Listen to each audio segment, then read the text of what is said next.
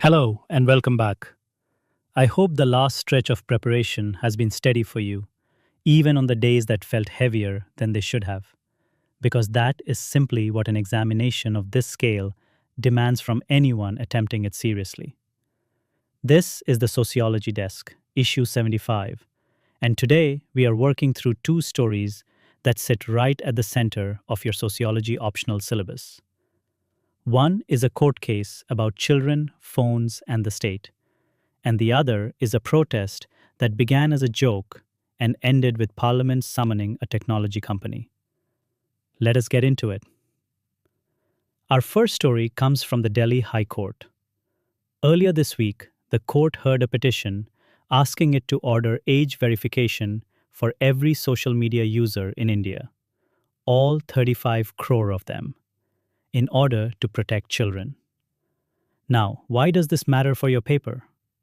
Because this single event lets you demonstrate two thinkers working together and syncing a news event to the exact right thinker, rather than a vaguely related one, is precisely what separates a candidate who scores well from a candidate who does not. Start with Erving Goffman. Goffman argued that all of us manage two versions of ourselves. There is a front stage, the self we perform for an audience, and a backstage, where we relax and prepare, hidden from that audience. Think about a shared family phone. A child's social media profile is her front stage, but the phone itself, sitting in the kitchen, used by grandparents, parents, and children alike, is the family's backstage. When a court asks every adult to verify their age before logging in, it is not only watching the front stage anymore, it is forcing the backstage into permanent view. That is the precise examinable point. Not that social media is bad for children, that observation alone will not earn you marks. The Goffman point is sharper. Verification collapses a boundary that was never meant to be collapsed. Now bring in Michel Foucault. Foucault's idea of disciplinary power is not mainly about punishment carried out in public. It is about the constant possibility of being watched, quietly shaping conduct from within. Here is the sharper point you should offer in your own answer. Aadhaar-linked verification does not only create the possibility of being watched, it creates an actual continuous record, a metadata trail, every single time a person logs in. That is a more intense mechanism than the one Foucault originally described. Then bring in Partha Chatterjee, an Indian thinker who argued that the Indian state mostly governs its people not as rights-bearing citizens, but as a population to be counted, registered, and provided for through welfare schemes. That is exactly why a plea about protecting children expands into a plan to verify every adult. The state's default habit is enumeration, not individual entitlement. If you want one line to anchor your answer, remember this. Goffman, in the presentation of self in everyday life, argued that social interaction is a performance, in which we manage a front region visible to an audience and a back region where that performance is prepared and relaxed. Put that down in your own words, and you have already shown the examiner exactly where your concept comes from, which matters far more than most candidates realize. Let me put on my examiner's hat for a moment, because this is the most important slide in today's episode. An average answer, the kind that earns around 14 out of 20, will describe the court case, mention privacy, mention children, and vaguely gesture at surveillance, without naming a single thinker precisely.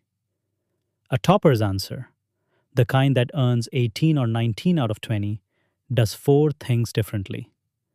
First, it opens with a structural claim, something like, every verification regime restructures the relationship between the individual and the institutions that watch her. never a dictionary definition. Second, it names the concept exactly: Goffman's front stage and backstage, Foucault's disciplinary power, not just the word surveillance used loosely. Third, it uses the court hearing in only one or two sentences, strictly as evidence, never as the main story being narrated. And fourth, it brings in a counter voice. Here, the Internet Freedom Foundation's argument that platform design, not access architecture, is the real problem. And it closes with a forward looking line. Remember this refrain and repeat it to yourself every time you sit down to write. The event is your evidence. The theory is your destination. Here is a question you could realistically face. In the light of the Delhi High Court's hearing on court-mandated age verification for social media, critically examine Goffman's distinction between front stage and backstage conduct in the context of the Indian family. Pause here if you want to note that down properly. Our second story is about power, real power, and where it actually sits in India today. A protest that began as a joke, young people calling themselves the Cockroach Janta Party after an offhand remark, grew large enough that Parliament gave Meta, the company that owns Facebook and Instagram, a 3-day deadline to apologize over a circulated video. No political party organized this. No formal permission was ever sought. It happened almost entirely through memes. Manuel Castells gives you the exact concept you need here: mass self-communication. Castells argued that in a network society, power belongs to whoever can program and reprogram the networks through which communication travels, not only to whoever holds formal office. A single meme made by one person, traveling horizontally across millions of phones, is exactly this kind of power. It bypassed political parties. It bypassed government-friendly online accounts, and it forced a response from Parliament within days. That one fact, a private corporation being issued a deadline by the legislature, is your strongest possible evidence for Castells' argument. Now, for the tension you must raise if you want full marks. Jurgen Habermas described the public sphere as a space where private citizens reason together about public matters, holding power accountable through publicity and rational argument. But what mobilized India's Gen Z was not argument. It was humor and self-mockery. So in your answer, you should ask directly whether Habermas's model survives contact with meme culture at all. And here is where you bring in an Indian thinker to resolve the tension: T.K. Umen, who treated citizenship not as a fixed legal status, but as a claim that groups continually renegotiate. A generation dismissed in official language as vermin used networked visibility to reassert exactly that kind of claim. This is how you show range in an answer: a Western theory questioned, and an Indian theory used to resolve the question. Here is your anchor line for this answer. Castells, in The Rise of the Network Society, argued that power in contemporary societies belongs to those who can program and reprogram the networks through which communication and meaning circulate. Open your answer with a version of that sentence, in your own words, of course, and you immediately signal command of the concept to whoever is marking your script. Examiner's hat back on.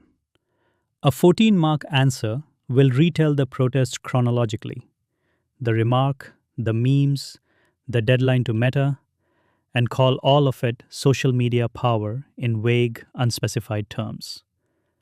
A 19-mark answer does something more disciplined. It opens by defining power as the capacity to program communication networks, not only formal authority. It uses the protest and the Meta deadline in one tight sentence as evidence, never as the story itself. It then raises a genuine theoretical problem. Can Habermas's public sphere survive being reduced to memes? And resolves that tension using Uman's idea of renegotiated citizenship. That act of resolution, not merely naming three thinkers in sequence, is what earns the extra 5 marks. Examiners consistently reward candidates who show a concept being tested against evidence, not simply recited from memory. Here is your probable question for this one. Is Habermas's conception of the public sphere adequate to explain protest mobilized through memes and algorithmic virality? Critically examine with reference to recent digital mobilization in India. Try writing a 250-word answer to that this week, and time yourself while you do it. Let us bring it together. Today you saw Goffman's front stage and backstage collapsing under a court-ordered verification regime.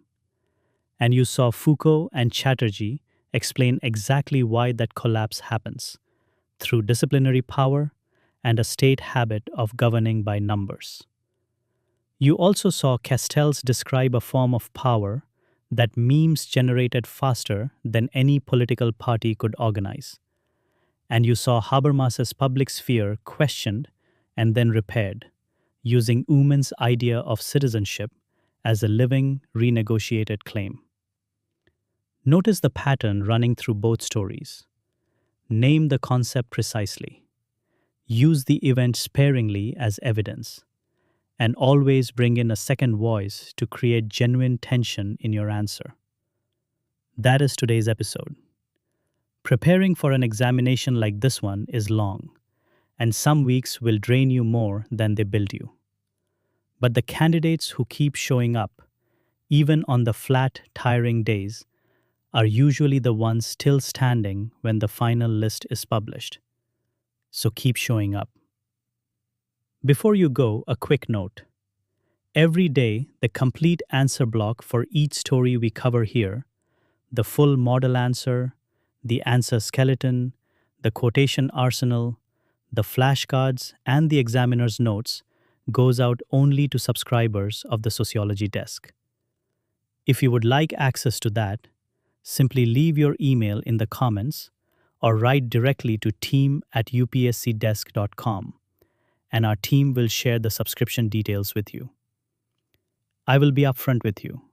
It is a paid subscription, and it is priced that way because of the depth and the exam-specific edge it gives you over candidates who are only reading headlines.